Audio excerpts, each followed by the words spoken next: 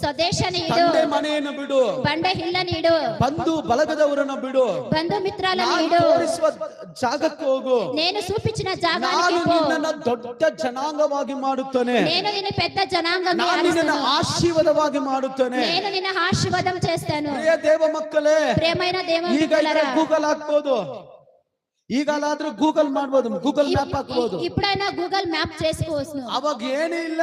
అప్పుడు ఏమీ లేదు. ಈಗ ನೋಡಿ, ಯಾರಾದ್ರೂ ಸೇವೆಗೆ ಹೋಗ್ತಿ ಅಂತ ನಾನ್ ಕೇಳಿದ್ರೆ, మీరు ఎవరైనా సేవకు పోతారని మేము అడిగితే ಅವ್ರು ಕೇಳೋದು ಫಸ್ಟ್ ಏನ್ ಗೊತ್ತಾ? వాళ్ళు అడిగేది ఫస్ట్ ఏం ನನ್ನ తెలుసా? ಬಾಡಿಗೆ ಕಟ್ಟೋದು ಯಾರು? నా బాడిಗೆ కట్టేవాళ్ళు Number ఎవరు? 2, రెండేదిగా ನನ್ನ ಮಕ್ಕಳಿಗೆ ಫೀಸ್ ಕಟ್ಟೋದು ಯಾರು? నా పిల్లలకి ఫీజు కట్టేవాళ్ళు Number ఎవరు? 3, మూడనేదిగా ನನಗೆ ಗಾಡಿಗೆ ಪೆಟ್ರೋಲ್ ಕೊಡೋರು ಯಾರು? నా గాడికి పెట్రోల్ ఇచ్చేవాళ్ళు Number ఎవరు? 4, నాలుగనేదిగా ನಮ್ಮ ಬದುಕು ಹೆಂಗೆ? మా బతుకు ఆడు ఉంది. Number 5, నా ఐదనేదిగా ಯಾರು ಸಪೋರ್ಟ್ ಮಾಡ್ತಾರೆ? మాకెవరు సపోర్ట్ చేస్తారు? ಇವತ್ತೆಲ್ಲ ಕೇಳ್ತಾ ಇದಾರೆ. ఇదంతా చెప్తారు. ಎಲ್ಲಿಗಾದ್ರೂ ಹೋಗಂದ್ರೆ ಪೆಟ್ರೋಲ್ ಕಾಸು ಕೇಳ್ತಾರೆ. ఎడైనా పోండి అంటే పెట్రోల్ కాస్ట్